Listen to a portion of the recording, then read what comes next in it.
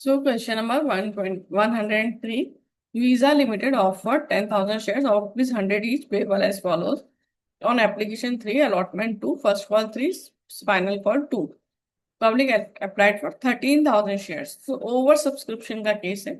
10,000 shares के लिए application offer की गई थी और 13,000 के लिए पब्लिक ने अप्लाई किया. Shares were allotted on pro rata to the applicants of 12,000 shares. तो क्या हुआ, 13,000 से 12,000 को प्रोराटा अलॉटमेंट किया 10,000 शेयर्स के लिए, और बाकी के 1,000 को हमने रिफंड कर दिया. तो हम ऐसे इसको समझ सकते हैं, 13,000 शेयर्स में 12,000 को तो आपने दिए 10,000 प्रोराटा अलॉटमेंट, और ये जो 1,000 थे इनको कर दिया आपने रिफंड, उनका पैसा वापस कर दिया. तो यहाँ हो गया प्रोराटा अलॉटमेंट. फिर सबसे पैसा आ गया, लेकिन मोहन से जिसके पास 200 शेयर्स थे, तो उसने नहीं दिया अलॉटमेंट का. उसके शेयर्स तुरंत फॉरफिट कर लिए और उसके बाद फर्स्ट कॉल किया गया. Forfeited shares were reissued at the rate 9. 8 called up. Second call has not been made yet. You are required to make cash book and pass journal entries. तो हम यहाँ पर कैश बुक बना लेते हैं.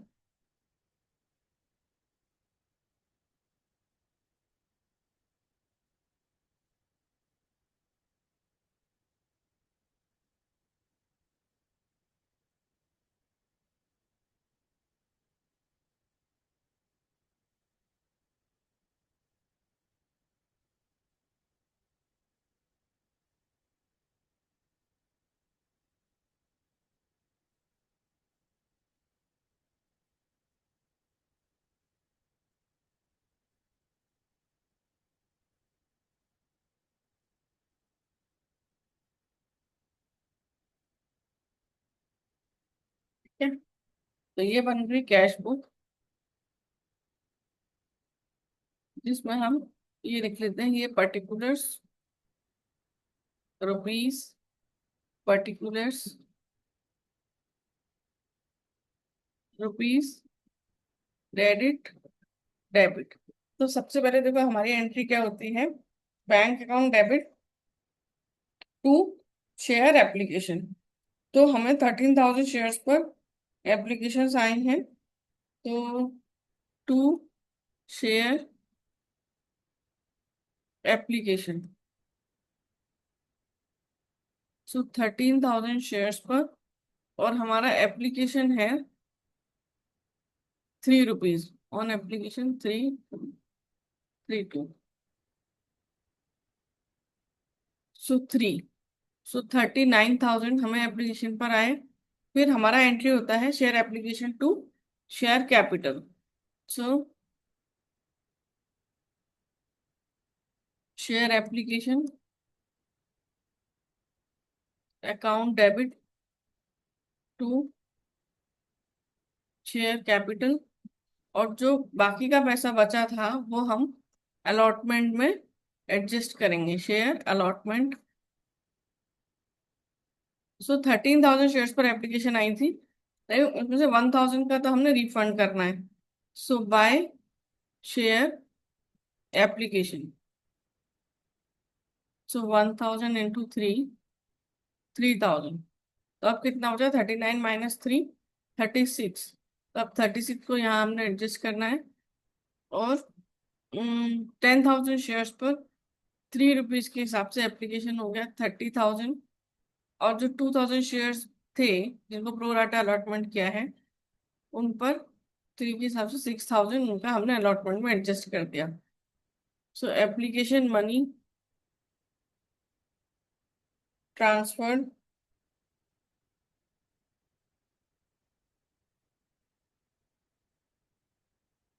Share capital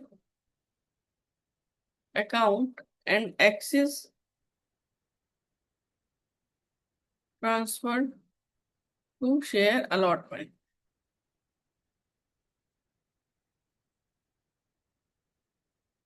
फिर हम allotment का ड्यू करेंगे. Share allotment account debit to share capital.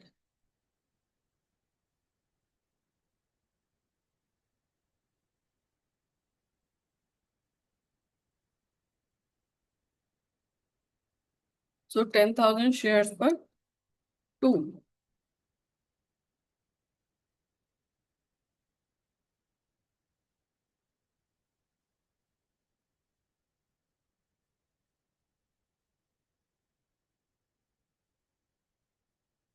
allotment due on 10,000 shares.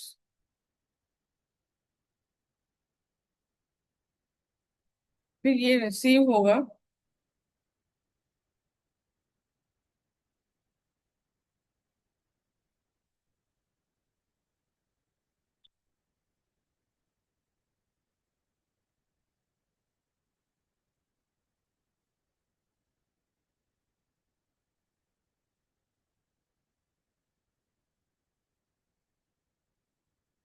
अब ये रिसीव होगा तो सबसे पैसा मिल गया है, लेकिन मोहन जिसके पास 200 शेयर्स थे उससे अलॉटमेंट नहीं मिला है। सो बैंक अकाउंट डेबिट, ओ सॉरी बैंक का एंट्री तो यहाँ होगा नहीं। सो टू अलॉटमेंट।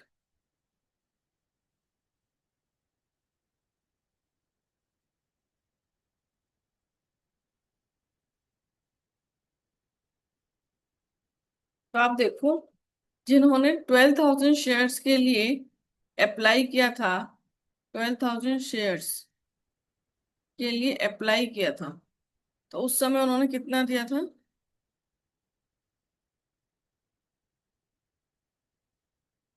12,000 शेयर्स वालों को 10,000 मिला था। सो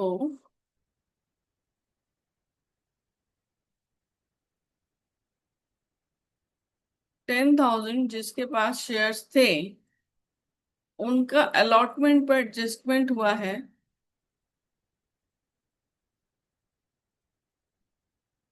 6,000। ठीक है, जिनके पास 10,000 शेयर्स थे उनका अलॉटमेंट पर एडजस्टमेंट हुआ 6,000। और जिसके पास 200 शेयर्स थे उसका एडजस्टमेंट कितना हुआ होगा? तो 6,000 डिवाइडेड बाई 10,000 मल्टीप्लाइड बाई 200। तो 6,000 डिवाइडेड बाई 10,000 मल्टीप्लाइड बाई 200, सो 120। सो 200 जिनके पास शेयर्स थे उस पर अलॉटमेंट उसका ड्यू होना चाहिए था 2 रुपीज के हिसाब से, ड्यू एट द रेट ₹2 400। अब अलॉटमेंट उसका ऑलरेडी एडजस्टेड है, अलॉटमेंट मनी एडजस्टेड 120। तो अभी 280 नॉट रिसीव्ड, 280 नहीं मिला। तो आपका ड्यू था 20,000, 20,000 में से 6,000 ऑलरेडी मिल गया है और 280 नहीं मिला है। तो और जो पहले मिल गया था वो भी नहीं मिलेगा। सो 20,000 माइनस 6,000 माइनस 280, 13,720। फिर फर्स्ट कॉल ड्यू का एंट्री करेंगे।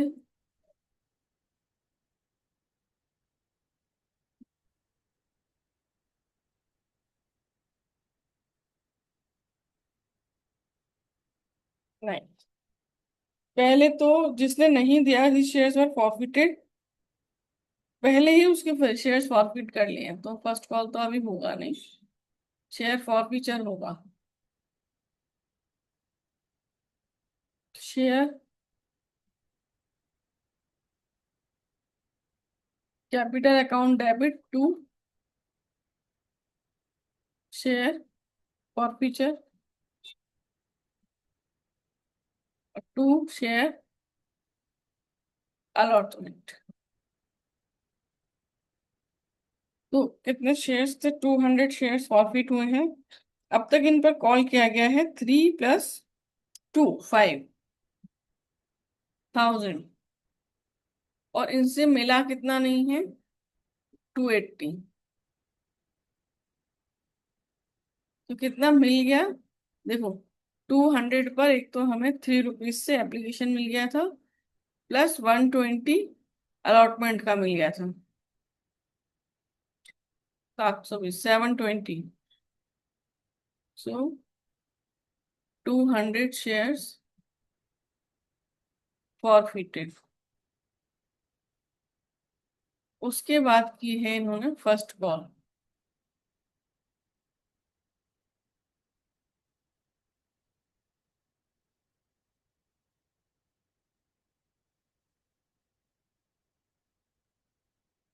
The share first call account debit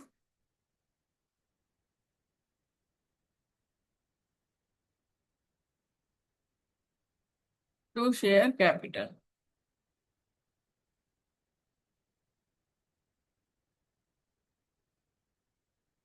share first call due on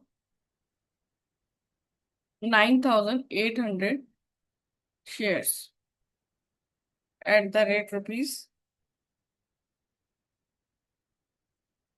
323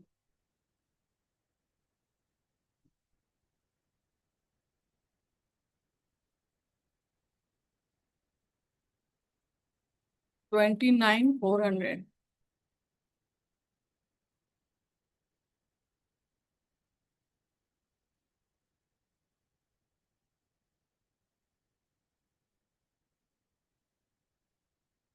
अब इसका पैसा मिल जाएगा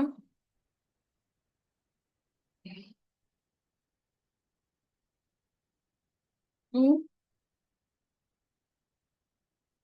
share first call 29,400।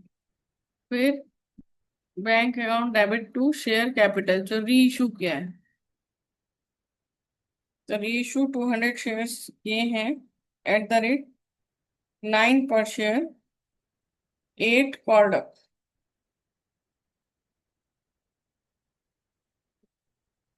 So bank account में 200 इंटू 9 9 है लेकिन शेयर कैपिटल का 8 और 2 सिक्योरिटीज प्रीमियम का 1।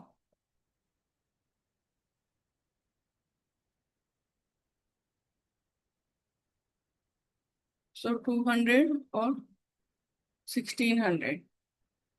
फिर अभी देखो रीइशू के टाइम पर तो कुछ गेन लॉस हुआ नहीं है मतलब सिक्योरिटीज प्रीमियम पे इशू किया है तो कोई लॉस नहीं हुआ है। तो शेयर फॉर फ्यूचर का जो अमाउंट है वो हम कैपिटल रिजर्व में ट्रांसफर कर देंगे। शेयर फॉर फ्यूचर पे हमें 720 का गेन हुआ था और रीइशू के टाइम पे कोई लॉस नहीं हुआ है तो 720 ही हम ट्रांसफर कर देंगे। So gain transfer to capital reserve.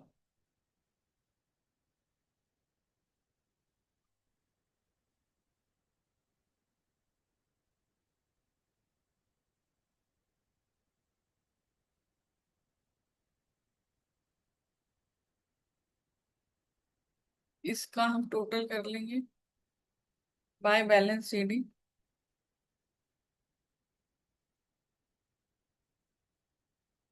39,000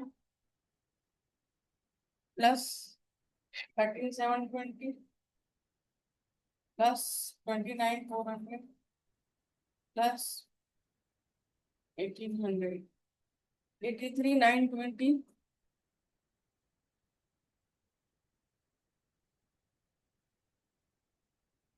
-3,000 8920।